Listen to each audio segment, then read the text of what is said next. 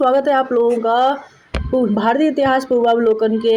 हम लोग पढ़ रहे हैं यहाँ पे आधुनिक भारत को, और उसमें हमारा ये चल रहा है चैप्टर 1 यूरोपियों का आगमन, और उसी का ये पार्ट 2 है। ठीक है, तो ये पार्ट 2 होने वाला है। और आप लोग मुझे इन सोशल मीडिया प्लेटफॉर्म पर फॉलो कर सकते हैं।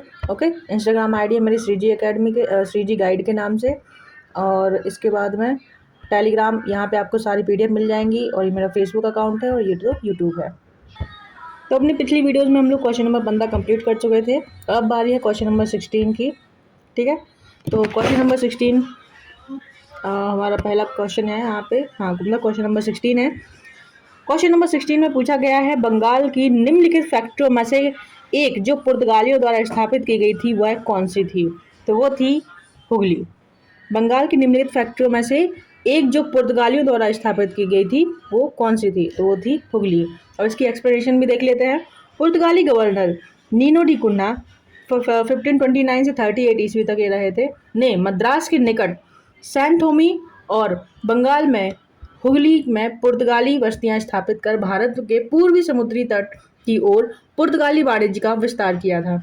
ठीक है, 1534 ईस्वी में पुर्तगालियों ने बंगाल के शासक गियासुद्दीन महमूद शाह से सतगांव और चटगांव में अपनी फैक्ट्रियां स्थापित करने की अनुमति प्राप्त कर ली थी, और इसके बाद में संपूर्ण बंगाल में अनेक पुर्तगाली बस्तियों की स्थापना की थी। जो चटगांव था, जिसे पुर्तगाली महान बंदरगाह के रूप में अभिहित करते थे, मतलब जो चटगांव था उसको ये पुर्तगाली बोलते थे। ये मतलब बहुत बड़ा बंदरगाह था उनके लिए। ठीक है, महान बंदरगाह के रूप में अभिहित करते थे। उनके द्वारा प्रयोग किया जा रहा, किंतु 16वीं सदी में सतगांव का पतन हो गया और उसका स्थान हुगली ने ले लिया। तो जो सतगांव का पतन हो गया था 16वीं सदी में, और जो अपने अभी तक जो इतना ऊंचाइयां छू रहा था उसकी स्थान किसने ले ली? हुगली ने ले ली। ठीक है, तो चिंचरा में डचों ने गुस्तावुस किले का निर्माण कराया था, और श्री रामपुर डेनिस का प्रमुख केंद्र था। यहाँ पे जो आपको यहाँ श्री रामपुर दिख रहा है, ये चिंचरा दिख रहा है दूसरे नंबर पे, और बांदेल दिख रहा है। तो ये चिंचरा था। चिंचरा किसका था? डचों का था। ठीक है, और जो श्री रामपुर था वो डेनिस लोगों का था। ठीक है, तो यहाँ पे आप दोनों को देख सकते हो। इसके बाद में अगला प्रश्न है हमारा, पौंडीचेरी वर्तमान का पुदुचेरी के संदर्भ में निम्नलिखित कथनों पर विचार कीजिए। पौंडीचेरी पर कब्जा करने वाली पहली यूरोपीय शक्ति पुर्तगाली थे। कथन है। ठीक है, इसमें से पूछा गया है कौन सा कथन सही है। दूसरा है कथन, पांडिचेरी पर कब्जा करने वाली दूसरी यूरोपीय शक्ति फ्रांसीसी थे। तीसरा कथन है, अंग्रेजों ने कभी पौंडीचेरी पर कब्जा नहीं किया। तो यहाँ पर जो आपका राइट आंसर हो जाएगा केवल एक, पौंडीचेरी पर कब्जा करने वाली पहली यूरोपीय शक्ति पुर्तगाली थी। ठीक है, उसके बाद में पौंडीचेरी पर कब्जा करने वाली दूसरी यूरोपीय शक्ति फ्रांसीसी थी, तो ये गलत हो जाएगा। दूसरी शक्ति फ्रांसीसी नहीं थे। फ्रांसीसियों की जगह पे कौन आ गए थे? डच और डेनिस आ गए थे। अंग्रेजों ने कभी पौंडीचेरी पे कब्जा नहीं किया, ऐसा नहीं है। अंग्रेज ऐसी कौन सी जगह है जहाँ पे उन्होंने कब्जा नहीं किया? तो ये वाला गलत हो जाएगा। तो यहाँ पे राइट आंसर हो जाएगा ऑप्शन ए। ठीक है, तो इसका एक बार एक्सप्लेनेशन देख लेते हैं। पौंडीचेरी में सर्वप्रथम पुर्तगालियों ने अपना उपनिवेश स्थापित किया था। ठीक है, पुर्तगालियों ने सबसे पहला अपना उपनिवेश कहाँ स्थापित किया था? पौंडीचेरी में। ठीक है, अच्छा, आप लोगों को एक क्वेश्चन का आंसर देना है कि पहला किला इन्होंने अपना कहाँ बनाया था, पहली फैक्ट्री कहाँ स्थापित की थी? पुर्तगालियों ने पहली फैक्ट्री कहाँ स्थापित की थी अपनी? ये चीज़ मुझे कमेंट बॉक्स में चाहिए। ठीक है, इसके डेंस और डचों ने अपनी व्यापारिक कोठियाँ स्थापित की थी। उसके बाद में जो सेकंड नंबर पर है वो डेंस और डच थे, जिन्होंने अपनी व्यापारिक कोठियाँ पौंडीचेरी में स्थापित की थी।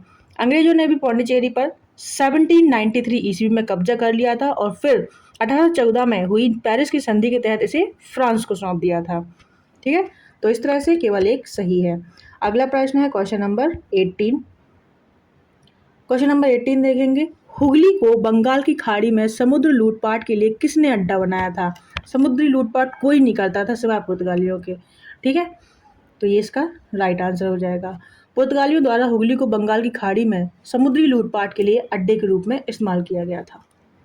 क्वेश्चन नंबर 19 है, बंगाल की खाड़ी में समुद्री डकैती हेतु हुगली का उपयोग कौन करता था? तो पुर्तगाली। ठीक है, इसकी एक्सप्लेनेशन हम पहले देख चुके हैं।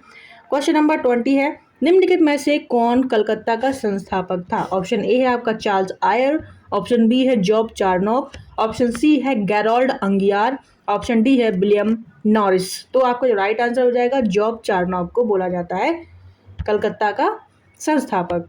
कासिम बाजार की फैक्ट्री के इसकी एक्सप्लेनेशन हम देखते हैं। कासिम बाजार की फैक्ट्री के प्रमुख जॉब चार्नोक, जो कासिम बाजार की फैक्ट्री थी वहाँ के प्रमुख थे जॉब चार्नोक, ने अंग्रेजों के व्यापार केंद्र के लिए हुगली के स्थान पर सुतानुती अथवा सुतनौती कलकत्ता का स्थल को चुना। उसे ही कलकत्ता का संस्थापक माना जाता है। हालांकि मई 2003 में दिए गए अपने निर्णय में कलकत्ता उच्च न्यायालय की एक खंडपीठ ने जॉब चार्नक को कलकत्ता का संस्थापक ना मानते हुए कहा कि कलकत्ता जो कालिका था जॉब चार्नक के आगमन से पूर्व अस्तित्व में था तथा इसका आधार पर कलकत्ता की स्थापना 24 अगस्त 1690 दिवस भी नहीं माना जा सकता है। मतलब कि अगर पूछा जाता है कि कलकत्ता की स्थापना किस दिवस में हुई थी, तो जो आंसर एक आता है निकल के वो है 24 अगस्त 1690। तो जो हमारा कोर्ट है, सुप्रीम कोर्ट, उसने कहा है कि ये डेट नहीं मानी जाएगी। तो अब देखो, ठीक है, फिर से वही क्वेश्चन है, कलकत्ता किसने बसाया था? तो आपको पता है जॉब चार्नोक ने बसाया था। इसके बाद में अगला प्रश्न है, निम्नलिखित में से किस स्थान पर भारत में प्रथम निगम स्थापित किया गया? तो पहला नगर निगम कहाँ स्थापित किया गया था? तो वो था आपका मद्रास में। ना कलकत्ता में था, ना बॉम्बे में था, ना दिल्ली में था। कहाँ था? मद्रास में। तो आधुनिक भारत में पहला नगर निगम 1688 में, कब? 1688 में मद्रास के पूर्व प्रेसिडेंसी शहर में बसाया गया था। मद्रास आज का चेन्नई, तमिलनाडु। ठीक है, नेक्स्ट है 23। भारत के साथ व्यापार के लिए सर्वप्रथम संयुक्त पूंजी कंपनी किन लोगों ने आरंभ की थी? भारत के साथ व्यापार के लिए सर्वप्रथम संयुक्त पूंजी कंपनी किन लोगों ने जो है आरंभ की थी? पुर्तगालियों ने की थी, डचेस ने की थी, फ्रेंच ने की थी कि डेनिश ने की थी? तो राइट आंसर हो जाएगा यहाँ पे डचेस। तो यहाँ पे हमारे एक्सप्लेनेशन में बताया गया है कि वैसे तो अगर पूछा जाता है और ऑप्शन में ब्रिटिश होता है तो हम ब्रिटिश को ऑप्शन में टिक करेंगे कि संयुक्त पूंजी कंपनी ब्रिटिशर्स ने स्टार्ट की थी, लेकिन ब्रिटिशर्स के ना होने की वजह से हम डच का जो है आंसर यहाँ पे सही कर रहे हैं। तो एक बार एक्सप्लेनेशन देख लेते हैं क्या कह रही है।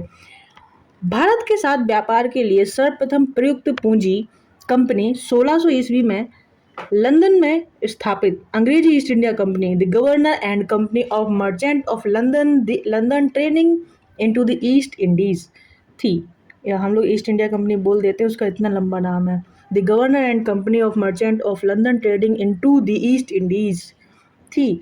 इसके बाद 1602 में इन्होंने 1600 में की थी, इन्होंने 1602 में डच यानी कि हॉलैंड से जो लोग आए थे उन्हें डच बोलते हैं, संसद द्वारा पारित प्रस्ताव से एक संयुक्त डच ईस्ट इंडिया कंपनी की स्थापना की। और विकल्प में ब्रिटेन नहीं है इसलिए हम लोगों ने डच लगाया है आंसर। अगला क्वेश्चन नंबर 24 पूछा गया है कि इनमें से कौन सा एक सही है, यानी कि इसमें बहुत सारे ऐसे हैं जो सही नहीं है। तो आधुनिक कोच्चि भारत की स्वतंत्रता तक डच उपनिवेश था। आधुनिक कोच्चि भारत की स्वतंत्रता तक डच उपनिवेश था, तो ये गलत है, गोवा था। ठीक है, डचों ने पुर्तगालियों को पराजित किया और आधुनिक कोच्चि ने उन्हें फोर्ट विलियम का निर्माण किया। ठीक है, ये वाला आंसर सही है। डचों ने पुर्तगालियों को पराजित किया था और उसके बाद में आधुनिक कोच्चि में एक फोर्ट विलियम का निर्माण करवाया था। नेक्स्ट है, आधुनिक कोच्चि पहले डच उपनिवेश था जिस पर बाद में पुर्तगालियों का अधिकार हो गया। तो ये भी यहाँ पर गलत हो जाएगा। यहाँ पे देखो क्वेश्चन को कैसे घुमाया है। यहाँ पे क्या किया है, आधुनिक कोच्चि पहले डच उपनिवेश था, तो पहले ये डच उपनिवेश नहीं था, ये पुर्तगाली उपनिवेश था, बाद में डचों ने हराया, और ऐसा अपोजिट है। ठीक है, और यहाँ पे नेक्स्ट ऑप्शन है, आधुनिक कोच्चि कभी भी ब्रिटिश उपनिवेश का भाग नहीं था। तो ये वाला ऑप्शन तुम्हें जब भी दिखाई दे ना कि नहीं था, कभी भी नहीं था, अगर जहाँ पे फ्रांसीसी ने कुछ किया है, जहाँ पे डचों ने कुछ किया है, जहाँ पे पुर्तगालियों ने कुछ किया है, वहाँ पे जो ब्रिटिशर्स हैं वो ना आए हों बीच में, ऐसा हो ही नहीं सकता। ठीक है, तो यहाँ पे ये भी गलत हो जाएगा। तो जो राइट आंसर है आपका हो जाएगा ऑप्शन बी। इसकी एक्सप्लेनेशन ये है, डचों ने पुर्तगालियों को पराजित कर आधुनिक कोच्चि यानी कि पूर्व नाम कोचीन में फोर्ट विलियम का निर्माण कराया था। ये वाला आंसर आपका सही हो जाएगा यहाँ पे। अगला प्रश्न देखेंगे। अगला प्रश्न है, भारतीय इतिहास के संदर्भ में निम्नलिखित कथनों पर विचार कीजिए। तो क्वेश्चन कह रहा है कि निम्नलिखित कथनों पर विचार करना है, इनमें से कौन सा सही है। ठीक है, कौन सा सही है। डच लोगों ने पहला यहाँ पे लिखा हुआ है कथन, डच लोगों ने पूर्वी तटीय क्षेत्रों में गजपति शासकों द्वारा प्रदान की गई जमीन पर अपनी फैक्ट्रियां या गोदाम स्थापित किए थे। तो डचों ने पूर्वी तटीय क्षेत्रों में जो गजपति शासक है, जब डच थे तब गजपति शासक थे ही नहीं, तो ये आंसर यहीं पे गलत हो जाता है। ठीक है, अल्फांसुद्दीन, क्योंकि वो बहुत पहले खत्म हो चुके थे गजपति शासक। ठीक है, अल्फांसुद्दीन अल्बुकर्क ने बीजापुर सुल्तान से गोवा छीन लिया था। हाँ, अल्फांसुद्दीन अल्बुकर्क ने छीना था। ठीक है, और एक है अल्मीड़ा, एक है अल्बुकर्क, तो डिफरेंस मतलब कि कंफ्यूज नहीं होना है, अल्बुकर्क ने ही छीना था। ठीक है, कब छीना था? 1510 में छीना था गोवा को। और अंग्रेजी ईस्ट इंडिया कंपनी ने मद्रास में विजयनगर साम्राज्य में एक प्रतिनिधि से पट्टे पर ली गई जमीन के एक प्लॉट पर फैक्ट्री स्थापित की थी। तो अंग्रेजी ईस्ट इंडिया कंपनी मद्रास के विजयनगर साम्राज्य में पट्टे पर ली गई जमीन पर एक प्लॉट पर फैक्ट्री स्थापित की थी। तो ये भी सही है, 2 और 3 सही है यहाँ पे। ऑप्शन बी आपका राइट आंसर हो जाएगा। और इसकी एक बार एक्सप्लेनेशन देख लेंगे। तो डचों ने पूर्वी तट पर पहले कोचीन को पुर्तगालियों से छीना था, तो वो गजपति शासकों से नहीं लिया था, पुर्तगालियों से छीना था। बाद में आंध्र और उड़ीसा तट पर अपनी फैक्ट्री स्थापित की, जो 17वीं शताब्दी की बात है, जबकि गजपति शासक 16वीं शताब्दी में ही समाप्त हो गए थे।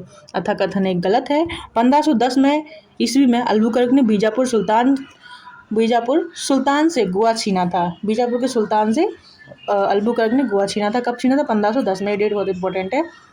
अतः कथन 2 सही है। ईस्ट इंडिया कंपनी ने विजयनगर के नायक से पट्टे पर जमीन लेकर मद्रास में एक फैक्ट्री की स्थापना की थी। ठीक है, तो ये भी सही है। और अगला प्रश्न देख लेते हैं। अगला प्रश्न है क्वेश्चन नंबर 26। भारत में ईस्ट इंडिया कंपनी की सफलता का राज क्या था? बताइए। उनकी सफलता का राज था कि भारत में राष्ट्रीय भावना की कमी थी। बिल्कुल सही बात है। हम उस टाइम पे भारतीय राष्ट्रीय एकता से नहीं बंधे हुए थे, हम छोटी छोटी रियासतों में बटे हुए थे। ठीक है, कंपनी की सेना को पश्चिमी प्रशिक्षण मिला था तथा उनके पास आधुनिक हथियार थे। ये भी एकदम सही बात है। राजा महाराजा क्या वही हाथी पे बैठ के चले आ रहे हैं, वही तोप और गोले चला रहे हैं। उन्होंने क्या किया? बंदूकें बना ली। तब तक उनकी तोपें हमसे ज़्यादा एडवांस थी, उनके जो हथियार थे वो हमसे ज़्यादा एडवांस हो गए तब तक। और हमारे राजा अभी तक वही पुरानी चीज़ें यूज़ कर रहे थे। वो समुद्र पे कब्जा करके बैठे, हम लोगों ने अभी तक ज़मीन पे ही ढंग से चलना नहीं सीखा। ठीक, तो इस तरह से थोड़ी सी दिक्कतें आ रही थी। और जिन राजाओं ने कोशिश की तो उनके जो सैनिक थे वो पहले लेवल से ही आगे नहीं बढ़ पाए। नेक्स्ट है, भारतीय सैनिकों में राष्ट्रीय भावना का अभाव था, जिसके फलस्वरूप कोई जो उन्हें अच्छा वेतन दे अपनी सेवा में लगा सकता था। हाँ, बिल्कुल सही बात है, क्योंकि एक तो राजा लोग टाइम पे वेतन भी नहीं दे रहे थे, तो फिर वो ये लगता है कि भाई हम क्यों करें। ठीक है, दूसरा राष्ट्रीय भावना की भी कमी थी। तो इस तरह से ऑप्शन डी यहाँ पर राइट आंसर हो जाएगा। ठीक है, तीनों सही हैं। ठीक है, इसके बाद में इसकी एक्सप्लेनेशन दी गई है कि उपयुक्त तीनों कारण भारत में ईस्ट इंडिया कंपनी की सफलता में सहायक थे। ज्ञातव्य है कि इंग्लैंड में एक मर्चेंट एडवेंचर्स नामक दल ने अंग्रेजी ईस्ट इंडिया कंपनी अथवा the governor and company of merchant of London trading into the east Indies की स्थापना की। अगला प्रश्न है क्वेश्चन नंबर 27। निम्नलिखित में से किस ब्रिटिश कंपनियों में से किसे भारत में व्यापार करने का पहला अधिकार पत्र प्राप्त हुआ था? इनमें से कौन सी जो ब्रिटिश कंपनी थी उसे भारत में व्यापार करने का पहला अधिकार पत्र प्राप्त हुआ था? लीवेंट कंपनी थी, ईस्ट इंडिया कंपनी थी, या फिर the English company trading to the East थी, या फिर ऑस्टेंड कंपनी थी? तो जो कंपनी जो हम लोग जैसे ईस्ट इंडिया कंपनी बोलते हैं, ईस्ट इंडिया कंपनी का मतलब होता है भारत की ओर। ठीक है, या फिर ईस्ट में बसाई हुई कोई भी कंपनी, तो ये वाला आंसर एकदम गलत हो जाएगा। ठीक है, तो जो कंपनी थी उसका नाम था लीवेंट कंपनी। क्या नाम था? Levant company. East India company का मतलब है कि भारत की तरफ कोई भी कंपनी बनेगी ना, चाहे वो डचों की हो, चाहे वो फ्रांसीसियों की हो, चाहे पुर्तगालियों की हो, चाहे ब्रिटिशर्स की हो, वो ईस्ट इंडिया कंपनी ही बोलेंगे। ठीक है, अगला प्रश्न देख लेते हैं। अच्छा, एक बार इसकी एक्सप्लेनेशन भी देख लेते हैं। लीवेंट कंपनी को 1592 में स्थल मार्ग से भारत में व्यापार करने का अधिकार पत्र प्राप्त हुआ था। कब हुआ था? 1592 में, और 1600 में वो लोग आ भी गए थे। 31 दिसंबर 1600 को महारानी एलिजाबेथ ने the governor and company of the merchant of London trading into the east Indies को समुद्री मार्ग से ईस्ट इंडीज के साथ व्यापार करने का पहला अधिकार पत्र प्रदान कर दिया था। ठीक है, 1698 में ब्रिटिश पार्लियामेंट के जनरल सोसाइटी एक्ट के तहत new company English company trading in the east का गठन किया गया तथा 1702 ईस्वी में ब्रिटिश क्राउन और संसद द्वारा दोनों कंपनियों के विलय की प्रक्रिया प्रारंभ की गई। जो दो कंपनियां थी जो 1698 में बनी थी, एक दूसरी 1702 में बनी थी। इन दोनों का विलय किया गया और 1708 में इन दोनों कंपनियों को मिलाकर नया नाम दिया गया, वो था United company of merchant of England trading to the East Indies कर दिया गया, और यह सामान्यतः ईस्ट इंडिया कंपनी के नाम से प्रसिद्ध हुई। ठीक है, तो अगला क्वेश्चन देख लेते हैं। हाँ, लेकिन उसका आंसर अभी भी ईस्ट इंडिया कंपनी है, वो लीवेंट कंपनी ही है। ठीक है, वरना कंफ्यूज कर जाओ। 28 लंदन में ब्रिटिश ईस्ट इंडिया कंपनी के गठन के समय भारत का निम्नलिखित में से बादशाह कौन था? जब गठन की बात हो रही है यहाँ पे, ठीक है, गठन के समय तो अकबर ही थे उस टाइम पे। इस चीज़ में एक ही चीज़ जानने लायक है इस एक्सप्लेनेशन में कि अकबर की मृत्यु जो है 1605 में हो गई थी। तो जो हॉकिंस वो मिलने के लिए आया था अकबर से 1608 में। ठीक है, लेकिन वो अकबर तब तक तो उनकी मृत्यु हो गई थी, तो फिर वो जहांगीर से मिला था। ठीक है, अगला प्रश्न है यहाँ पर, किस मुगल सम्राट के काल में इंग्लिश ईस्ट इंडिया कंपनी ने भारत में सर्वप्रथम कारखाना स्थापित किया था? तो वो हो जाएगा जहांगीर। ठीक है, जहांगीर के टाइम में, क्योंकि 1605 में वो ख़त्म हो गए थे अकबर। ठीक है, अकबर ख़त्म हो गया 1605 में। तो जब ईस्ट इंडिया कंपनी ने पहला कारखाना खोला तो उसके लिए फरमान जो पत्र लगा वो किसका लगा? जहांगीर का। तो इसका जो राइट आंसर हो जाएगा वो हो जाएगा जहांगीर। इसकी एक्सप्लेनेशन देख लेते हैं। जहांगीर के शासनकाल में इंग्लिश ईस्ट इंडिया कंपनी ने सर्वप्रथम 1611 में मसूलीपट्टनम अथवा मछलीपट्टनम में एक अस्थायी कारखाना स्थापित किया था। कहाँ पे? 1611 में मछलीपट्टनम में एक अस्थायी कारखाना स्थापित किया और 1613 में सूरत में जो परमानेंट कारखाना है अपना स्थापित किया था। नेक्स्ट क्वेश्चन है क्वेश्चन नंबर 30। टोटल 64 क्वेश्चन है, तो कोई अभी बीच में छोड़ के नहीं जाएगा, सारे क्वेश्चन करके जाने हैं। ठीक है, तो नेक्स्ट क्वेश्चन है 30। भारत में 1613 ईस्वी में अंग्रेजों ने, तो ये वाला क्वेश्चन मैंने अभी आप लोगों को बताया कि 1613 में अंग्रेजों ने अपनी पहली कंपनी कहाँ पे स्थापित की थी, तो आंसर था सूरत। अगला प्रश्न देखेंगे, एक बार ये देख लो, अच्छा एक्सप्लेनेशन देख लो। कैप्टन विलियम हॉकिंस सूरत में मुगल दरबार अप्रैल 1609 लिखा है इसमें, और मैं 1608 बता रही थी, तो 1608 9 कुछ भी हो सकता है। इसमें 9 लिखा है तो हम 9 मान के चलेंगे, पर मुझे जहाँ तक याद आता है वो 8 था। स्पेक्ट्रम में मैं पहुँचा, किंतु सूरत में फैक्ट्री की स्थापना की अनुमति पाने में सफल नहीं हो सका। 1611 में पुर्तगालियों के विरोध के बावजूद कैप्टन मिडल्टन सूरत के समीप स्वाली पहुंचा और मुगल गवर्नर से वहां व्यापार करने की अनुमति पाने में सफल हो गया। कैप्टन थॉमस वेस्ट ने पुर्तगालियों को स्वाली नामक स्थान पर पराजित कर दिया। Oh my God! अब यहाँ पे आप ट्विस्ट देखो, जो पुर्तगाली पूरे समुद्र पर राज कर रहे थे उन्हें हराने वाला कोई नहीं था। ये समझ लो अपने टाइम के वो राजा हो गए थे। जहांगीर भी उनसे डरने लग गया था एक पल के लिए, और ऐसी जगह पे आके पुर्तगालियों को किसी ने हरा दिया, कितनी बड़ी बात थी ये। जहांगीर तो एकदम खुश हो गया। ठीक है, पुर्तगालियों का एकाधिकार की निरंतरता को भंग कर दिया तथा तदोपरांत अंग्रेजों ने सूरत में 1613 में स्थायी रूप में एक फैक्ट्री स्थापित की। यहाँ से अब सूरत ना पुर्तगालियों के लिए भी इम्पोर्टेंट था, और सूरत में ही अंग्रेज आ गए थे। तो भाई पुर्तगालियों को तो ये लग गया कि ये क्या हो गया। ठीक है, लेकिन फिर पूरा एकदम साफ कर देते हैं पुर्तगालियों को अंग्रेज आके। इसमें कोई खुशी वाली बात नहीं है, वो आबाद में ना इंडियंस को भी साफ कर देते हैं। ठीक है, तो 1613 ईस्वी में स्थायी रूप से एक फैक्ट्री स्थापित की। यहाँ से अंग्रेजों ने अपने व्यापार को देश के दूसरे भागों में फैलाया तथा शीघ्र ही अहमदाबाद, बुरहानपुर, अजमेर, आगरा में सहयोगी फैक्ट्रियाँ स्थापित कर ली। तो ये वाला क्वेश्चन अभी हमने देखा, निम्नलिखित में से किस अंग्रेजी अधिकारी ने पुर्तगालियों को स्वाली के स्थान पर हराया था? तो कौन था? थॉमस बेस्ट था थॉमस। तो आके उसने पुर्तगालियों की सत्ता को हिला दिया। अगला प्रश्न देखेंगे, ईस्ट इंडिया कंपनी की प्रथम फैक्ट्री स्थापित की गई थी, तो प्रथम स्थायी फैक्ट्री कहाँ पे स्थापित की गई थी? तो हम सबको याद है सूरत। कहाँ थी? सूरत। ठीक है, इसमें ऑप्शन भी दिया गया है सूरत। तो ये 1990 और 2010 में पूछा गया है यूपी PCS में। ठीक है, अगला प्रश्न देखेंगे, कैप्टन हॉकिंस के संदर्भ में बताना है। कैप्टन हॉकिंस के संदर्भ में निम्न कथनों पर कौन सा सही है पूछा गया है। ये क्वेश्चन अभी रिसेंट में पूछा गया है, इसलिए फिर से मुझे याद आ गया। वह जो कैप्टन हॉकिंस है वह 1611 में जेम्स बंद के दूत के रूप में भारत आया था। दूसरा, यह तुर्की भाषा का बहुत अच्छा ज्ञाता था। हाँ, जब वो आया जहांगीर से मिला, उसने तुर्की में बात की, तो जो जहांगीर है बहुत ज़्यादा खुश हो गया था कि क्या बोलता है, वाह, है ना। कोई गेस्ट आए, जैसे कि तुम हरियाणवी हो कोई, और कोई बाहर का आदमी आके तुमसे हरियाणवी में बात कर ले, कितना मज़ा आ जाएगा। तुम्हें कह रही इसको तो इतनी बढ़िया हरियाणवी आती है ना। या फिर तुम कहीं इंडिया से बाहर हो, ठीक है, इंडिया से बाहर हो और तुम्हें हिंदी आती है, कोई वहाँ पे इंडियन मिल जाए, या फिर कोई अंग्रेज़ तुमसे हिंदी में बात करने लग जाए, तुम्हें कितना मज़ा आ जाएगा कि अरे कोई अपना सा मिल गया है, ठीक है। तो वही चीज़ वहाँ पे हो गई और वो इम्प्रेस हो गया जो जहांगीर था, ठीक है।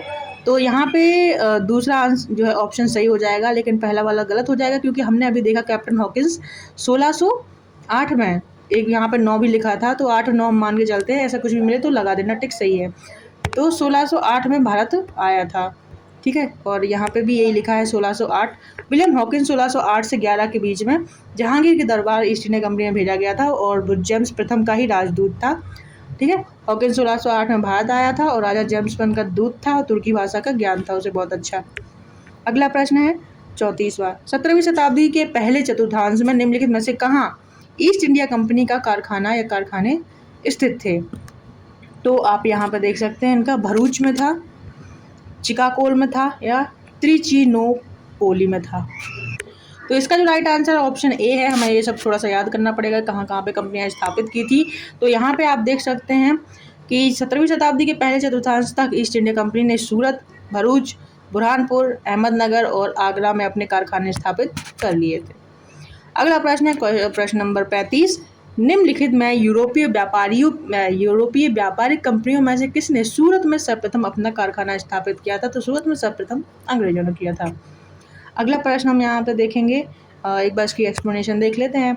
यूरोपीय व्यापारिक कंपनियों में से ब्रिटिश ईस्ट इंडिया कंपनी ने सर्वप्रथम सूरत में फैक्ट्री स्थापित की थी। 1613 में जहांगीर ने अंग्रेजों को सूरत का स्थायी कारखाना स्थापित करने की अनुमति दे दी थी, क्योंकि थॉमस बेस्ट ने क्या किया था, पुर्तगालियों को सूरत स्वाली के निकट हरा दिया था, स्वाली में हरा दिया था। सूरत में डचों द्वारा फैक्ट्री 1616 ईस्वी में, जबकि फ्रांसीसियों द्वारा 1668 में स्थापित की गई। इस डेट को ना ठीक से देखते चलो, 1613, 1616 में फ्रांसीसियों ने की, ठीक है। 1668 में फ्रांसीसियों, जबकि फ्रांसीसियों द्वारा 1668 में कर ली गई, ठीक है। डचों ने कब की, 1616 में की।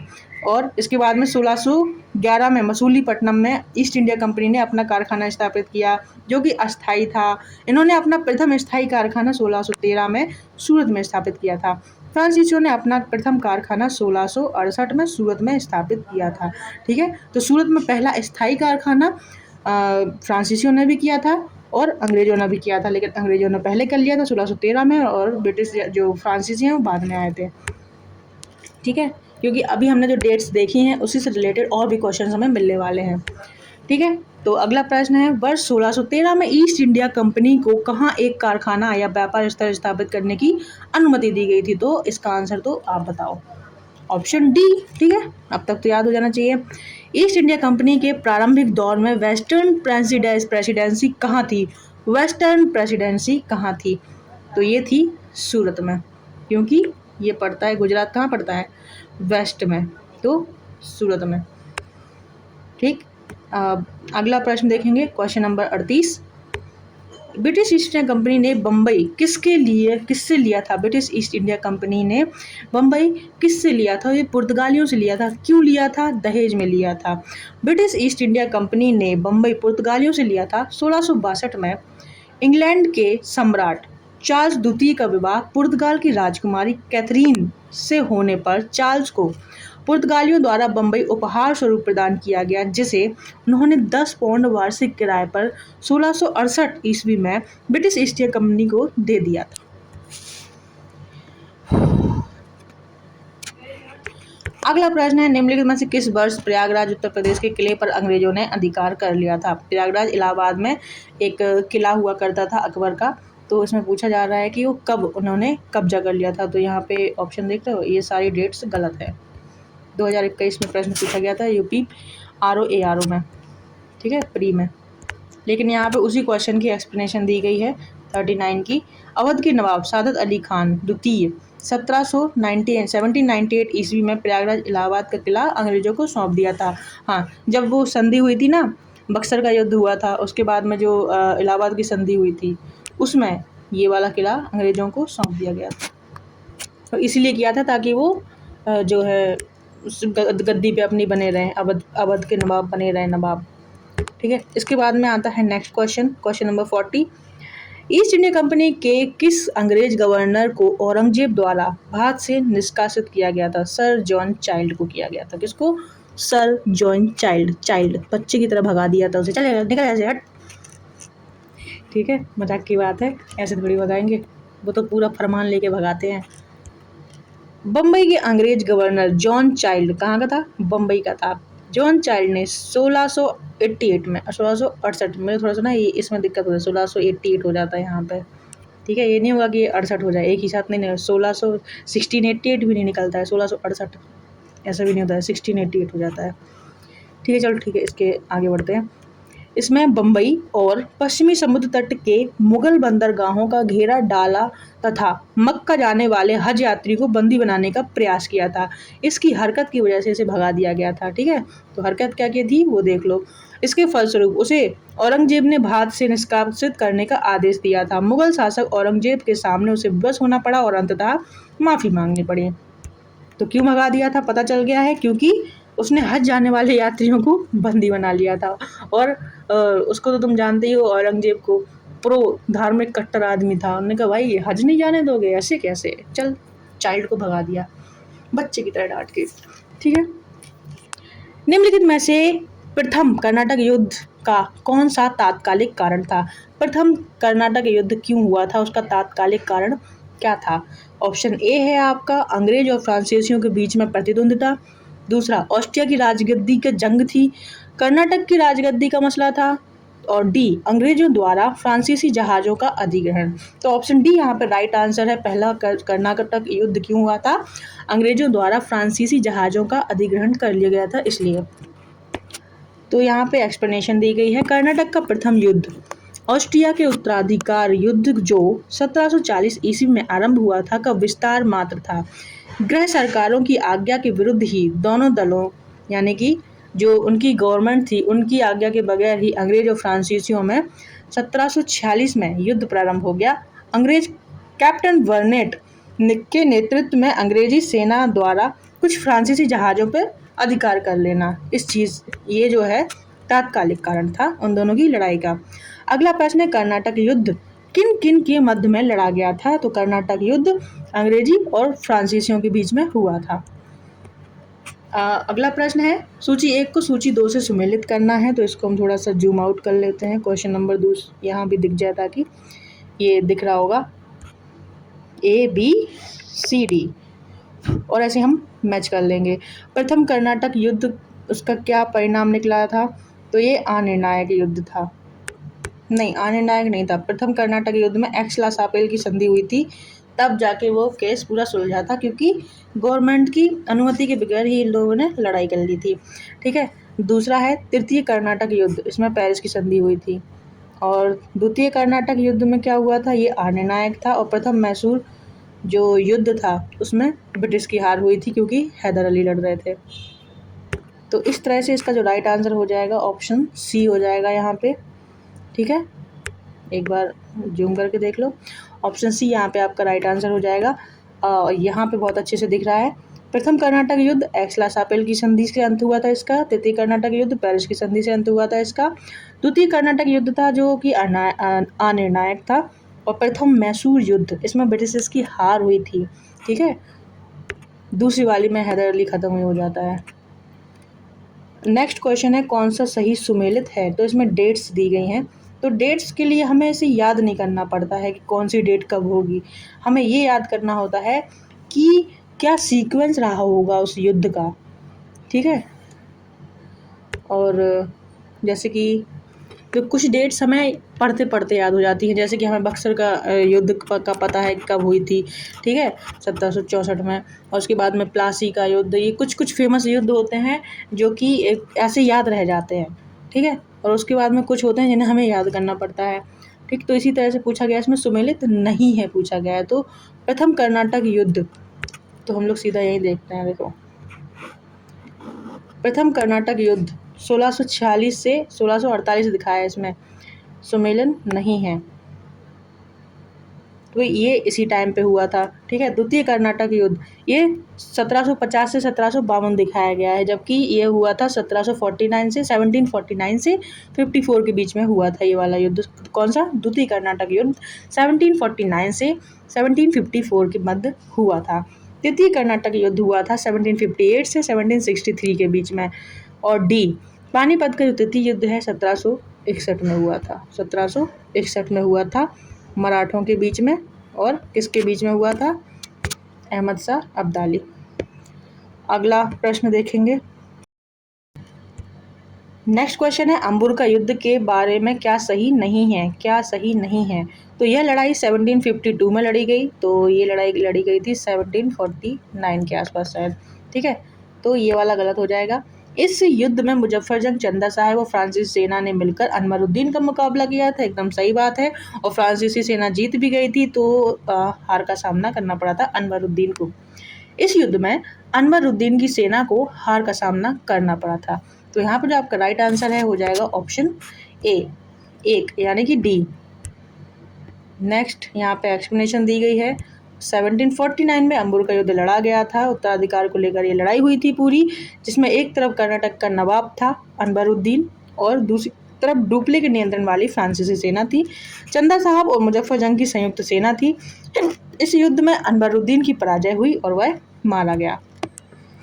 निम्नलिखित में से कौन सा प्रथम यूरोपियन व्यक्ति था जिसने भू क्षेत्र अर्जित करने के उद्देश्य से भारतीय राजाओं के झगड़े में भाग लेने की नीति आरंभ कर दी थी? तो भाई वो कौन था जिसे भारतीय राजाओं के झगड़े के बीच में मजा आ रहा था? तो क्या वो क्लाइव था, क्या वो डुप्ले था, क्या वो अल्बुकर्क था, या वॉरेन हास्टिंग था? तो ये था असल में फ्रांसीसी डुप्ले। ठीक है, उसके बाद में ब्रिटिशर्स ने इस रणनीति को बढ़िया तरीके से अपनाया। डुप्ले ने पहली बार भी हथकंडे का प्रयोग किया, जो भारत को जीतने के लिए अंग्रेजों के मार्गदर्शक बने। वही बात है जो अभी मैं बोल रही थी। डुप्ले प्रथम यूरोपियन था जिसने भू क्षेत्र अर्जित करने के उद्देश्य से भारतीय राजाओं के झगड़े में भाग लेने की जो रणनीति थी उसका आरंभ किया। यह डुप्ले ही था जिसने पहली बार यूरोपीय सेना को भारतीय राजदरबारों में भारतीय व्यय पर नियुक्त करवाया। समझे? हमारी सेना जो ब्रिटिशर्स हैं, ब्रिटिशर्स की सेना भारतीय राजाओं के पास में रहेगी और उसका खर्चा भी वही देंगे। समझ रहे हो? और तुम्हारी बात भी नहीं मानेंगे। इसको नियुक्त करवाया, तथा जिसने पहली बार यूरोपीय हितों के लिए भारतीय राजनीति में हस्तक्षेप किया तथा भारत में यूरोपीय साम्राज्य की नींव रखी। उसके बारे में जीबी मालसेन ने लिखा कि उसकी योजना का प्रभाव उसके जाने के पश्चात भी रहा। वह भूमि जिसे अपनी सूझबूझ से जोता तथा उर्वर बनाया और वह क्षमता जो उसने दर्शाई, उसके लौटने के तुरंत पश्चात उसके प्रतिद्वंदियों ने उपयोग की और उससे अधिक लाभ उठाया। मतलब कहने का मतलब है जो डुप्ले छोड़ के गया था उसकी रणनीति अच्छी थी, तो फिर उसे अंग्रेजों ने उपयोग में लाया कि अरे ये भी तो बड़ी बढ़िया काम कर गया है। तो चलो कॉपी पेस्ट मारो इसका। ठीक है, भारत में फ्रांसीसियों ने अपना सबसे पहला कारखाना निम्नलिखित में से किस स्थान में लगाया था? तो सूरत में लगाया था। अगला प्रश्न, अच्छा एक बार एक्सप्लेनेशन भी देखेंगे इसकी। लुई 14वीं के मंत्री कॉलबर्ट द्वारा 1664 ईस्वी में फ्रेंच ईस्ट इंडिया कंपनी की स्थापना हुई, जिसे फ्रांसीसी में कंपनी फ्रेंकाइज पोर लेक कॉमर्स देश इंदेश ओरिएंटलेस कहा गया। ओरिएंटलेस मतलब ईस्ट कहा गया। फ्रांसीसी कंपनी का निर्माण राज्य द्वारा हुआ और राज्य ही उसका सारा खर्च देखता था। 1667 में फ्रैंकोइस कैरो के नेतृत्व में एक अभियान दल भारत के लिए रवाना किया, जिसने 1668 ईस्वी में सूरत में अपने पहले व्यापारिक कारखाने की स्थापना की। अगला प्रश्न है प्रश्न नंबर 48। फ्रांसीसी ईस्ट इंडिया कंपनी की स्थापना हुई थी? तो लुई 14वें के शासनकाल में, जस्ट अभी हमने देखा। ठीक है, प्रश्न नंबर 49 है, निम्नलिखित में से किसे भारत में फ्रांसीसी कंपनी का संस्थापक माना जाता है? कॉलबर्ट को माना जाता है। ठीक है, अभी हमने ऊपर की एक्सप्लेनेशन में देखा कि जो कहाँ गया, ये है लुई 14वें के मंत्री कॉलबर्ट। ठीक है, अगला प्रश्न देखेंगे प्रश्न नंबर 50। बंगाल में निम्नलिखित में से कौन सा कारखाना डचों ने स्थापित किया था? तो यहाँ पे बी और सी दोनों आंसर दिए हुए हैं। चिंसुरा भी है, हुगली भी है। एक बार इसकी एक्सप्लेनेशन देख लेते हैं। डचों की बंगाल में पहली कंपनी पीपली में 1627 ईस्वी में स्थापित हुई थी। डचों की पहली कंपनी पीपली में 1627 में स्थापित हुई। कुछ दिनों बाद ही पीपली से बालासोर चले गए। बंगाल में डचों ने 1635 ईस्वी में प्रारंभ करके 1656 ईस्वी के बीच में कुछ समय तक हुगली में फैक्ट्री का संचालन किया। 1656 के बाद में हुगली के ही एक गांव चिंसुरा में 1653 में स्थापित फैक्ट्री डचों के व्यापार का मुख्य केंद्र बनी। तो अब ये चिंसुरा में आ गए फाइनली, ठीक है। 1653 में स्थापित फैक्ट्री डचों के व्यापार का मुख्य केंद्र बनी। स्पष्ट है कि दिए गए विकल्पों का कारखाना चिंसुरा हुगली के एक ग्राम के साथ साथ हुगली मुख्यालय में भी था। तो यहाँ पे इसलिए जो है थोड़ा सा कन्फ्यूजन हो गया, ठीक है। 17वीं, क्योंकि उनकी कंपनी जो है दोनों जगह थी। 17वीं शताब्दी के समाप्त होने तक डच कंपनियां कासिम बाजार, ये पूछ लेता है कि डच कंपनी कहाँ पे नहीं थी, तो याद कर लो कहाँ कहाँ थी, तो कहाँ नहीं थी अपने आप पता चल जाएगा, ठीक है। तो डच कंपनियां जो थी कासिम बाजार, पटना, ढाका, मालदा, बालासोर, बारंगोर, जुगदिया, फतवा आदि स्थानों पे स्थापित हो चुकी थी। डच ईस्ट इंडिया कंपनी ने किस वर्ष में अपनी कंपनी पटना में स्थापित की थी? तो ये इसका राइट आंसर हो जाएगा 1632 में। पटना में कंपनी कब आई? 1632 में। ऐसे क्वेश्चन वैसे पेपर में हो नहीं पाते हैं, छोड़ दिए जाते हैं। लेकिन अगर अब वो PYQ बन चुके हैं तो फिर इन्हें छोड़ना क्यों है ना? तो हम इसे पढ़ के जाएंगे। तो अगला क्वेश्चन है, बंगाल की समृद्ध व्यापार की तरफ आकर्षित हो डचों ने 1615 एवं 1629 यानी कि 1629 ईस्वी में असफल प्रयास किए अपनी कंपनी स्थापित करने के, लेकिन वो कर नहीं पाए। यद्यपि बंगाल में व्यापार का सुअवसर उन्हें 1632 में प्राप्त हुआ। 1632 में सर्वप्रथम पटना में डच ईस्ट इंडिया कंपनी का प्रवेश हुआ। यद्यपि पटना में डच फैक्ट्री की स्थापना 1632 ईस्वी के संदर्भ में संबंधित कोई स्रोत प्रमाणित नहीं है। इसकी कोई कसौटी स्पष्ट नहीं है कि हाँ वहाँ पे कंपनी उन्होंने खोली थी। यद्यपि इतिहासकार है एक ओम प्रकाश, उन्होंने कहा है कि 1638 में पटना में डच फैक्ट्री की स्थापना संबंधी कुछ तथ्य प्राप्त किए गए हैं जो आर्थिक तंगी के कारण उसी वर्ष बंद हो गई थी। यानी कि वर्तमान में डच फैक्ट्री का स्थान वह है जहाँ पे कॉलेज पटना आज के टाइम पे खुला हुआ है। यहाँ पे पटना कॉलेज है ना, वहाँ पे कभी डचों की कंपनी हुआ करती थी और वो एक ही साल में खुली, वो तभी बंद हो गई थी, ऐसा ओम प्रकाश का कहना है, ठीक है। अगला प्रश्न है, डच ईस्ट इंडिया कंपनी ने किस वर्ष पटना में अपना कारखाना स्थापित किया? ऑप्शन बी 1632 में। तो बस कुछ क्वेश्चन और रह गए हैं, साथ में बने रहिएगा। हाँ, अगला प्रश्न है, डच कारखानों की स्थापना और उनके वर्ष मेल करना है। अभी मैंने बोला था कि कहाँ कहाँ पे कारखाने हैं, तो हम एक यहाँ पे आइडिया लगा के देखेंगे। जैसे कि ये हम कर सकते हैं कि ए का या तो ए होगा या फिर 3 होगा। तो ए का या तो 1 होगा या 3 होगा। तो यहाँ पे है कि बिमली पट्टम 1641 में जो है खुली थी डच कंपनी। बिमली पट्टम में 1641 में इसकी कंपनी खोली गई थी। उसके बाद में जो कराईकल में जो कंपनी है डचों की, वो खोली गई थी 1645 में। कब खोली गई थी? 1645 में। कोचीन में जो है डचों की कंपनी कब खोली गई थी? तो कोचीन में खोली गई थी 1663 में। हाँ, 1663 में, सही बोलती हूँ अब मैं, 1663 में। अब चिंसुड़ा में जो डच कंपनी है वो कब खोली गई थी? 1653 में, ठीक है। तो ये याद करने वाली चीज़ है, वो याद करनी पड़ेगी, ठीक है। तो एक बार फिर से देख लेते हैं। बिमलीपट्टनम में 1641 में, कराईकल में 1645 में, कोचीन में 1663 में और चिंसुड़ा में 63 और 53। कोचीन में 1663 में और चिंसुड़ा में 1653 में कंपनी खोली गई थी। फ्रांसीसी दक्कन में शक्ति आंदोलन स्थापित करने में असफल रहे क्योंकि डुप्ले सक्षम सेनापति नहीं था। वो बहुत अच्छा सेनापति था, ठीक है, और सक्षम भी था, ठीक। दूसरा कारण क्या था? अंग्रेजों की फौज शक्तिशाली थी। भारतीय लोग फ्रांसीसियों को पसंद नहीं करते थे, ऐसा था क्या? पांडिचेरी सामरिक केंद्र था, ऐसा भी नहीं है। तो फिर इसका जो राइट आंसर ऑप्शन बी हो जाएगा, अंग्रेजों की फौज शक्तिशाली थी, ठीक है। ऐसा नहीं है कि भारतीय लोग फ्रांसीसियों को पसंद नहीं करते थे, पांडिचेरी सामरिक केंद्र नहीं था या फिर डुप्ले अच्छा सेनापति नहीं था, ठीक है। तो ये सारे कारण हटा दो, अंग्रेजों की फौज शक्तिशाली थी इसलिए जो है मतलब सामने वाला ओपोनेंट ही शक्तिशाली है। फ्रांसीसियों की पराजय का एक मुख्य कारण उनकी कमजोर नौसेना थी। वोल्टेयर के अनुसार ऑस्ट्रिया के उत्तराधिकार का युद्ध के समय फ्रांस की जलशक्ति का इतना ह्रास हो गया, उस टाइम पे नेपोलियन भी था, तब भी उनकी जलशक्ति का इतना ह्रास हो गया कि सप्तवर्षीय युद्ध के समय उनके पास एक भी जलपोत नहीं था और दूसरी ओर अंग्रेजों ने परेशान कर रखा था। ठीक, अगला प्रश्न है क्वेश्चन नंबर 55। इस क्वेश्चन में हमें बताया गया निम्नलिखित यूरोपीय शक्तियों ने भारतीय व्यापार में समय समय पर प्रवेश किया। सीक्वेंस में लगाना है बेसिकली कि पहले कौन आया भारत में, फिर कौन आया, फिर कौन आया। तो सबसे पहले हमें पता है पुर्तगाली आए हैं, तो 4, तो यहाँ पता चल गया 4, 2, 1, 3, तो 2 डच और फिर अंग्रेज आए, फिर फ्रांसीसी आए। ठीक है, तो ये हमारे जो है विदेशियों के आने का क्रम है, यूरोपीय शक्तियों के आने का क्रम है। ठीक है, क्या है? पुर्तगाली, डच, अंग्रेज, फ्रांसीसी। अगला प्रश्न यहाँ पे देखेंगे हम, सूची 1 को सूची 2 से सुमेलित करना है। पांडिचेरी, गोवा, ट्रावनकोर, मद्रास, सद्रास लिखा है, मद्रास है एक्चुअली। ठीक है, तो पांडिचेरी में कौन थे? फ्रेंच थे।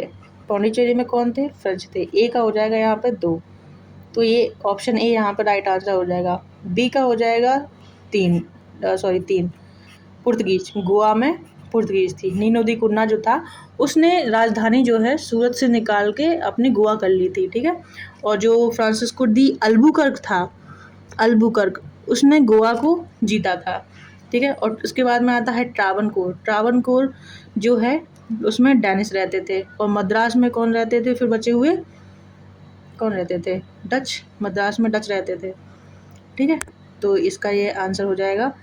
और एक बार यहाँ भी देख लेते हैं, पौंडीचेरी फ्रेंच की थी, गोवा पुर्तगीज का था, ट्रावनकोर डैनिश का था और मद्रास डचेस का था।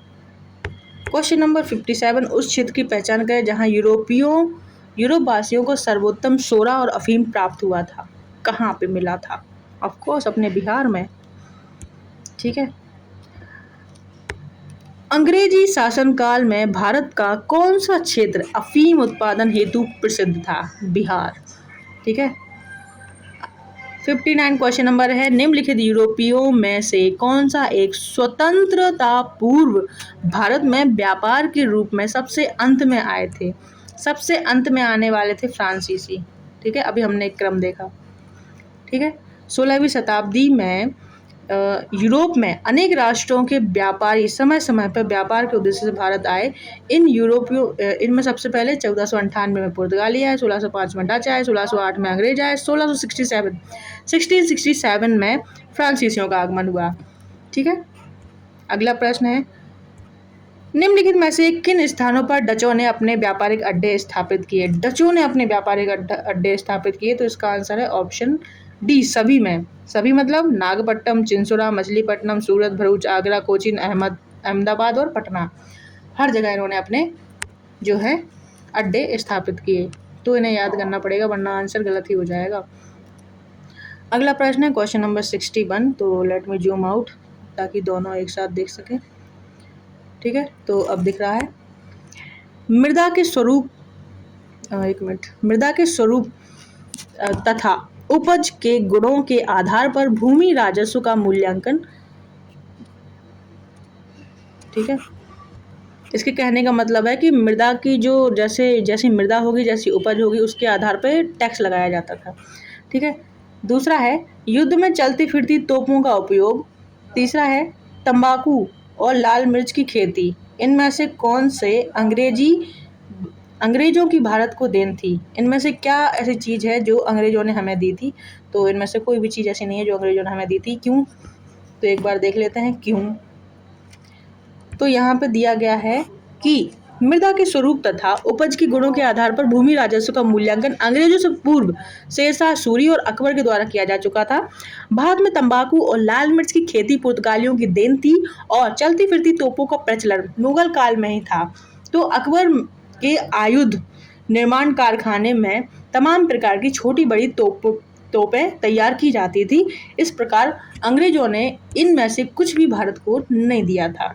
ठीक है, अगला प्रश्न हम देखेंगे, किसने ईस्ट इंडिया कंपनी के बारे में टिप्पणी की थी कि कंपनी एक असंगति है, परंतु यह उस व्यवस्था का भाग है जहां सब कुछ ही असंगत है। तो ये आपके किसने कहा था? वॉरेन हेस्टिंग ने, लॉर्ड क्लाइव ने, टीबी मैकॉले ने और हेनरी डुंडास ने। तो ये कहा था टीबी मैकॉले ने। किसने? मैकॉले ने कहा था ये। कंपनी एक असंगति है, परंतु यह उस व्यवस्था का भाग है जहाँ सब कुछ ही असंगत है। ठीक है, इसकी एक्सप्लेनेशन हम एक बार देख लेते हैं।